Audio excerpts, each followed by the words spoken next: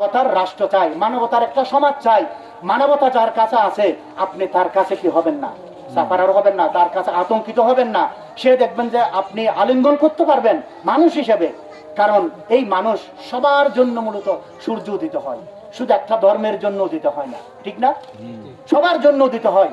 কিন্তু আজকে আমরা মনে করেন 10 জনের একটা পুকুর, আমরা মনে করেন একজনে দখল করে ফেললাম। আজকের রাজনীতি মানে সেটা।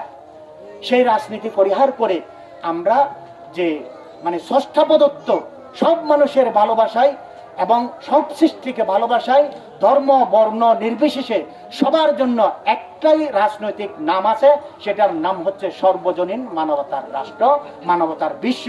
সেটা যদি থাকে তখন দেখবেন আপনি আমরা সবাই একসাথে কাজ করার আমাদের সুযোগটা হবে।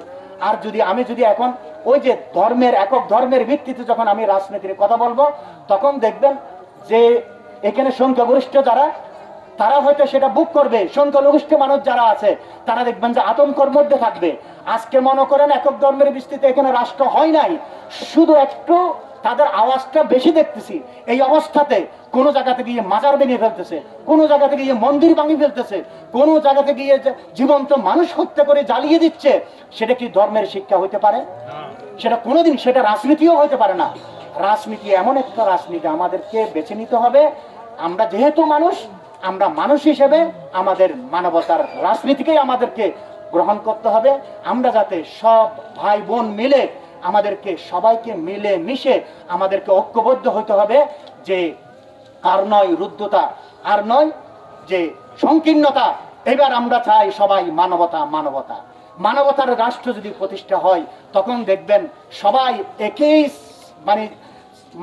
ছাতার নিচে আমরা একসাথে বসবাস করার আমাদের সুযোগ হবে। এখানে কোনো ধরনের দ্বন্দ্ব সংঘাত থাকবে না, শুধু এখানে থাকবে ইনসানিয়ত, মানবতা, মানবতা। মানবতা ছাড়া মূলত কোনো মানুষের মুক্তি নেই। আপনি মানুষ, কিন্তু মানুষ দাবি করে আপনি যদি মনে করেন কোন জুলুম করেন, আপনার মানুষ হিসেবে মানুষের বৈশিষ্ট্য আপনি হারিয়ে ফেলছেন। আপনি মূলত কি হয়ে গেছেন? জীবজন্তু হয়েছেন, অমানুষ হয়ে গেছেন। অমানুষের মাধ্যমে কোনোদিন রাজনীতি হয় না। অমানুষ থেকে মানুষ কোনোদিন কিছু পেতে পারে না, ভালো কিছু পেতে পারে না।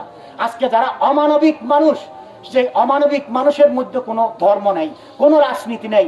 সেটা তার একটা পেশা, নেশা, খুন জুলুমের এবং সে লুটপাটের সেই রাজনীতি করে।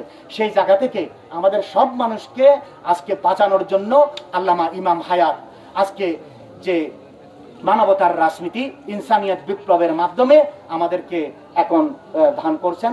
আমরা সবাই মিলেমিশে আমরা যদি ঐক্যবদ্ধ হই, তাহলে আগামীর সমাজ হবে সত্য এবং মানবতার ভিত্তিতে।